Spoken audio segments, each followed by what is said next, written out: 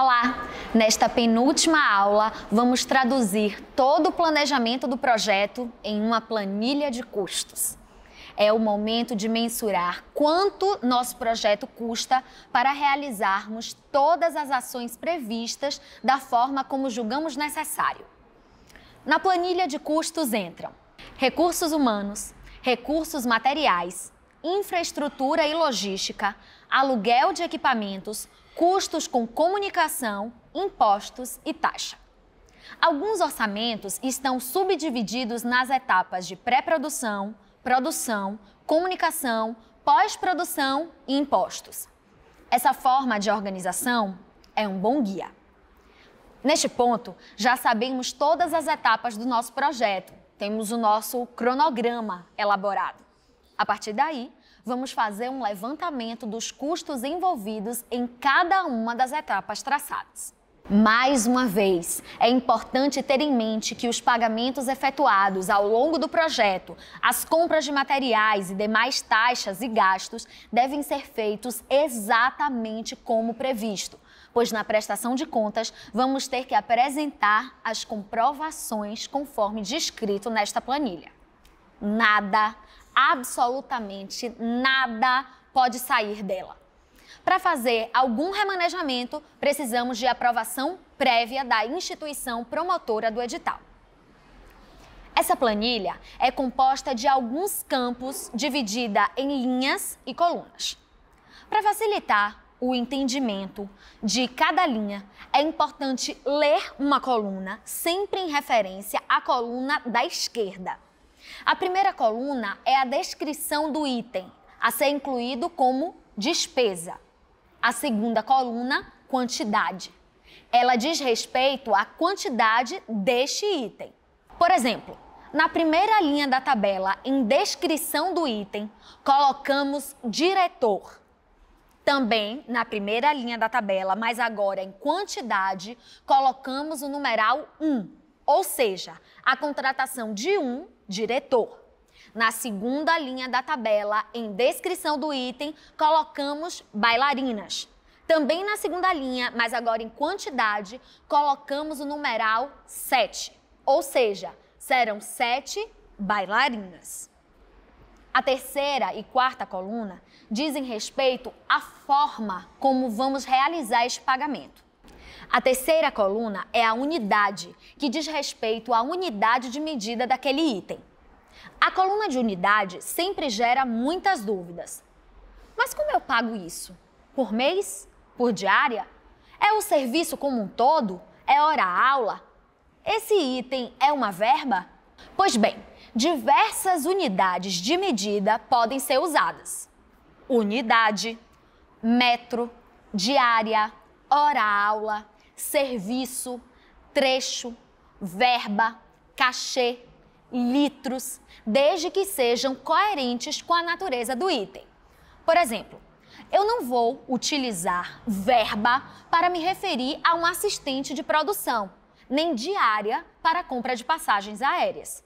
Para me referir a um assistente de produção, eu posso usar cachê, por exemplo. E para a compra de passagens aéreas, eu posso usar trecho como unidade. A quarta coluna é ocorrência ou quantidade de unidade e diz respeito à ocorrência do serviço e faz referência à quantidade descrita na coluna unidade. Isso é da minha escolha, vai depender do que eu gostaria de evidenciar para quem vai ler o meu orçamento. Às vezes, o valor total é elevado, então é interessante eu justificar o motivo dessas cifras. Por exemplo, um diretor pode receber R$20.000 como cachê no total. Mas se eu digo que esse valor corresponde a 10 meses de trabalho a R$2.000 cada, fica mais compreensível, concorda? Assim como temos que respeitar o tempo da realização das coisas, como vimos no cronograma, temos que respeitar alguns padrões em relação a determinados itens. Os recursos humanos, por exemplo, sobretudo a equipe envolvida no projeto, eu posso optar por pagar tanto como serviço quanto por mês. Produtos em geral, mensuramos em termos de unidade. Por exemplo, preciso de latas de tinta para pintar o cenário. Coloco a unidade de latas que serão necessárias. Mas se eu vou reservar um valor estimado para aluguel de equipamento ou para despesas de produção ou material de consumo, que podem ser várias coisas, eu classifico como verba. No que se refere a um curso ou oficina, eu utilizo a hora-aula. Posso utilizar serviço também, embora não seja tão comum. Para transporte aéreo ou transporte terrestre, utilizamos trecho para dizer quantos trechos vão ser comprados. Em geral, são 2, ida e volta. No que se refere a aluguel de algo, podemos utilizar diária. Lembrando que é preciso fundir neste item os demais custos envolvidos. Em geral, os prestadores de serviço consideram no valor da diária o transporte e acompanhamento de técnico ou montagem. Caso o fornecedor não for responsável pelo transporte, é preciso colocar na planilha transporte de equipamento e colocar o valor em termos de serviço ou diária. A quinta coluna é a de valor unitário, daquele serviço tendo como base a unidade de medida, escolhida para mensurar. E a última, o valor final de cada um dos itens gerados a partir de fórmulas que multiplicam a coluna da quantidade pela de ocorrência, pela de valor unitário. Isso me chama a atenção para um macete que ajuda muito nossa organização, que é a fusão de determinados itens. Por exemplo, para a montagem de camarim, não preciso descrever todos os itens, água, salgados, frutas, etc., mais a mão de obra envolvida. Utilizo um termo genérico, como abastecimento de camarim. Ou, para a produção de um cenário, ao invés de colocar separadamente os custos como compra de madeira, ferragens, marceneiro, etc., podemos colocar confecção de cenário. Evitemos utilizar essas alíneas tão generalistas assim, pois não fica tão evidente o que aquele item vai contemplar, prejudicando o levantamento preciso do valor necessário e, consequentemente, dificultando o processo de pagamento e prestação de contas, além de pesar na avaliação do projeto. A planilha orçamentária é um dos critérios de avaliação de editais. Através de sua análise, é possível observar a capacidade de gestão e entendimento do dimensionamento do projeto entre ações propostas versus a capacidade de realização das mesmas. Aquele exercício de detalhamento é extremamente importante.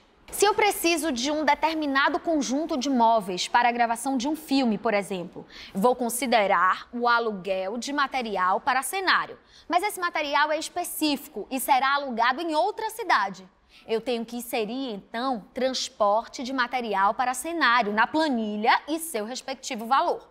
Mas digamos que esse mobiliário é antigo e frágil. Não posso fazer um transporte num caminhão qualquer. E preciso de uma empresa de seguro para garantir que esse material vai chegar intacto ao destino e ser devolvido com o mesmo cuidado. Tenho que inserir, então, seguro para material de cenário. No caso de uma proposta de difusão de artes plásticas, por exemplo, a depender do tamanho das obras, é interessante inserir também o transporte do material mais o seguro. No caso de um projeto literário, é necessário inserir arte da capa. Para uma filmagem, é necessário o desenvolvimento do roteiro, a contratação de assistentes de produção, de direção, enfim. Na produção, como vimos no cronograma, temos que considerar tudo que será custeado na etapa. Retomamos mais uma vez ao nosso cronograma para destrinchar detalhadamente cada item na planilha. Equipe de produção para montagem, alimentação da equipe, aluguel de depósito, banheiros químicos, instalação de placas de sinalização, maquiadora, técnico de som, registro audiovisual, que eu recomendo e vejo como um item essencial, assim como comunicação. É com um bom registro, com qualidade técnica e estética, que será possível desdobrar e dar continuidade ao projeto. É mesmo um investimento estratégico na sua continuidade e sustentabilidade. Venho chamando a atenção deste ponto porque acho realmente importante. Verba de produção, que é algo comum aos projetos, como verba para gastos previsíveis, mas não mensuráveis, e que geralmente é estimada entre R$500 e R$1.000. Mas cabe validar e detalhar na proposta o que vem a ser custeado por essa verba. Impressões, materiais de escritório, deslocamentos de profissionais, que seria o transporte por aplicativos, por exemplo, etc. Observação. É importante checar o que não pode ser consumido, comprado ou adquirido.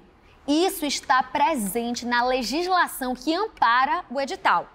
Itens como bebida alcoólica e buffet, por exemplo, não podem estar no orçamento.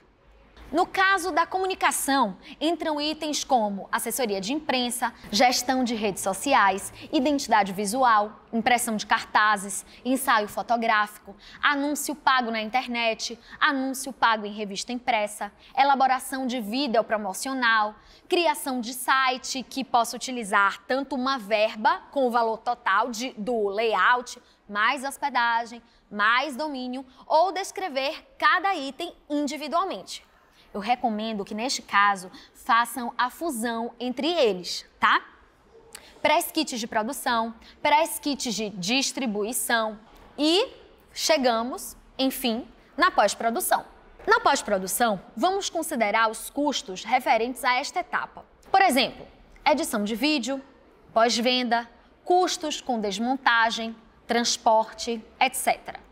A última etapa do orçamento são os impostos e taxas. Esse item vai depender muito da natureza do proponente, porque depende de como é feita esta transação comercial. Embora seja do campo da cultura, é uma relação comercial formal de trabalho sobre as quais incidem imposto de renda, ISS, ICMS, que estão relacionadas às formas de contratação. Praticamente todas as transações comerciais são taxadas e em cada ramo de atividade vai incidir determinados impostos. Suas alíquotas variam em caso de pessoa física, pessoa jurídica e MEI, que nesse caso tem imposto único, que é o Simples Nacional. Eu vou abrir aqui um parêntese para falarmos um pouco acerca dos valores a serem pagos nos serviços no campo da cultura. Quanto custa um diretor? Quanto cobra um cenógrafo? Quanto é necessário para contratar aquela atração famosa? Essas questões são muito relevantes e eu, infelizmente, não tenho uma resposta padrão que contemple todos os projetos.